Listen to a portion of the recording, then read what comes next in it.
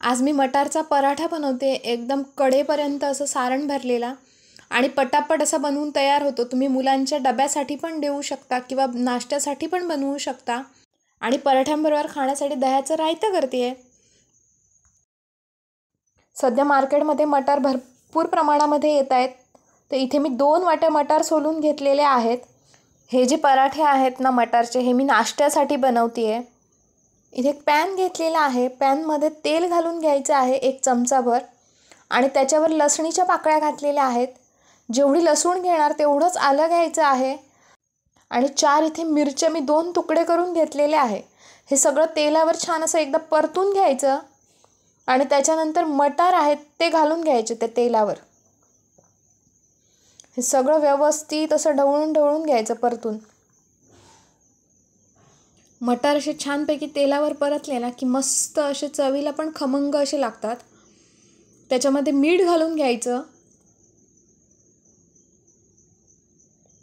आणि ह्याला मी एक वाफ काढून घेणार आहे झाकण ठेवून, म्हणजे मटार आपले शिजणार.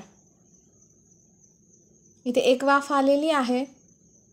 थोडंसं पाणी सुटतं मीठ घातल्यानंतर आणि झाकण ठेवल्यानंतर. मग ते सगळं पाणी आटवून घ्यायचं.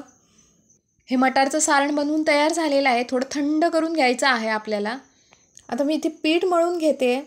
त्याच्यासाठी 2 वाट्या इथे गव्हाचं पीठ घेतलेलं आहे. आतमध्ये थोडंसं मीठ घालायचं आणि 2 चमचे भरून इथे तेल घालते आहे. तेल घातल्यामुळे काय होणार, आपले पराठे एकदम मऊ लुसलुशीत असे होणार. आणि इथे 1 वाटी पाणी घेतलेलं आहे. मला हे पूर्ण पीठ मळण्यासाठी 1 वाटी आणि 2 चमचे पाणी लागलेलं आहे. थोडंसं असं मऊसरच पीठ मळून घ्यायचं आणि पीठ मळून झाल्यानंतर इथे मी थोडं 1 चमचाभर पुन्हा तेल लावलेलं आहे पिठाला आणि व्यवस्थित असं मळून घेतलेलं आहे. परत असं मऊसर पीठ झालं पाहिजे आणि हे आपण अर्धा ते 1 तास झाकून बाजूला ठेवून द्यायचं. आता मी मटारचं जे सारण आपण बनवलेलं आहे ते मिक्सरमध्ये बारीक करून घ्यायचं आहे. हे सगळं मिक्सरमध्ये घालून घ्यायचं आणि वाटून घ्यायचं. हे बघा, अशा पद्धतीने हे मटार मी वाटून घेतलेलं आहे. मटारचं सारण आहे ते एकदम पण असं जाडसर ठेवायचं नाही आणि एकदम बारीक पण करायचं नाही. आतमध्ये वाटताना पाणी घालायचं नाही अजिबात, घट्टसरच राहिलं पाहिजे. थोडासा चाट मसाला घातलेला आहे इथे मी आणि त्याच्यावर कोथिंबीर घातली आहे. हे सगळं व्यवस्थित असं मिक्स करून घ्यायचं. चाट मसाल्यामुळे फ्लेवर छान येतो पराठ्यांना. इथे मी हातानेच सगळं मिक्स करून घेते, म्हणजे व्यवस्थित असं मिक्स होणार. आणि आतमध्ये मीठ मी ऑलरेडी घातलेलं आहे, त्यामुळे आता मीठ घालणार नाही आहे. आणि इथे माझं सारण बनवून तयार झालेलं आहे. आता मी इथे पराठ्यांबरोबर खाण्यासाठी रायतं बनवते. त्याच्यासाठी इथे दही फेटून घेतलेलं आहे. आतमध्ये एकदम बारीक चिरलेला असा कांदा घालते आहे, टोमॅटो घालते आहे, 1 मिरची बारीक चिरून घेतलेली आहे, कोथिंबीर घालायची आहे,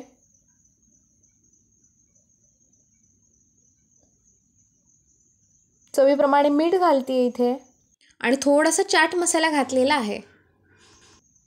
सगळं एकजीव करून घ्यायचं व्यवस्थित असं हे. आणि इथे पराठ्यांबरोबर खाण्यासाठी माझं रायतं बनवून तयार झालेलं आहे. ह्या रायत्याबरोबर पराठे खाल्ले ना की त्याचा स्वाद अजून वाढतो. मी हे पीठ मळून अर्धा तास बाजूला ठेवलेलं आहे. हे बघा, छानपैकी मऊ असं झालेलं आहे, मऊसर. हे पुन्हा एकदा व्यवस्थित असं मळून घ्यायचं. व्यवस्थित असं पीठ मळलं गेलं ना की पराठे फुटणार नाहीत. इथे लावायला मी तांदळाचं पीठ घेतलेलं आहे आणि अशी चपातीची जेवढी आपण गोळी करतो ना तेवढी गोळी करून घ्यायची आणि त्याची अशी वाटी बनवून घ्यायची. आपण मोदकासाठी जशी वाटी बनवतो ना तशी वाटी बनवून घ्यायची आणि आतमध्ये हे जे आपण सारण बनवलेलं आहे मटारचं ते घालून घ्यायचं आणि अशा पद्धतीने ही वाटी बंद करून घ्यायची.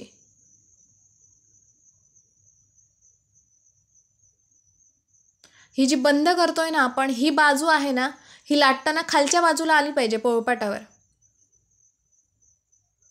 हे बघा, अशा पद्धतीने पीठ लावून घ्यायचं आणि अशा पद्धतीने लाटून घ्यायची. थोडासा हाताने दाबून घ्यायचा हा पराठा, म्हणजे लाटताना जास्त त्रास होत नाहीत, पटापट लाटून होतो आणि सारण पण व्यवस्थित असं कडेपर्यंत जायला मदत होते त्यामुळे. हे बघा, अशा पद्धतीने हा पराठा पूर्ण लाटून घ्यायचा व्यवस्थित असा. पीठ पण अशा पद्धतीने मळलं ना थोडंसं मऊसर, की पराठा लाटताना अजिबात फुटत नाही आणि छान असा फुगलेला पराठा होतो. इथे माझा पराठा लाटून झालेला आहे. बघा, तुम्ही बघू शकताय सारण आपलं एकदम कडेपर्यंत गेलेलं आहे. जसं आपण लाटलेलं आहे, जी बाजू पोळपाटाला चिकटलेली आहे ती वर आली पाहिजे तव्यावर टाकताना पराठा. हे बघा, अशा पद्धतीने पराठा तव्यावर घालून घ्यायचा आणि एका बाजूने थोडा भाजला ना की परतून घ्यायचा तो. आणि मी इथे तेल घेतलेलं आहे पराठ्याला लावायला. असं साईडने असं घालून घ्यायचं तेल. हे शेंगदाण्याचं तेल वापरलेलं आहे मी. आणि व्यवस्थित असा भाजला ना त्या बाजूने की नंतर परतायचा. हे बघा, छान असा फुगलेला आहे. तुम्ही बघू शकताय मटारचा पराठा पण फुगतो. ह्याच्यावर मी तेल घालते. पराठ्याला लावायला तूप पण वापरतात. तूप लावलेला पराठा तो अप्रतिम लागतो. पण मी इथे तेल लावलेलं आहे. तूप लावलं की काय होतं, जास्त वेळ ठेवला ना की कडक होतो तो आणि तेलामुळे मऊ लुसलुशीत राहतो जास्त वेळ. इथे हा माझा पराठा बनवून तयार झालेला आहे. दोन्ही बाजूनी छान असं भाजून घेतलेला आहे मी.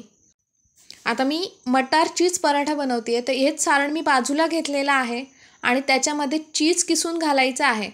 आपल्याला ज्या प्रमाणामध्ये चीज हवं त्या प्रमाणामध्ये आपण वापरू शकतो.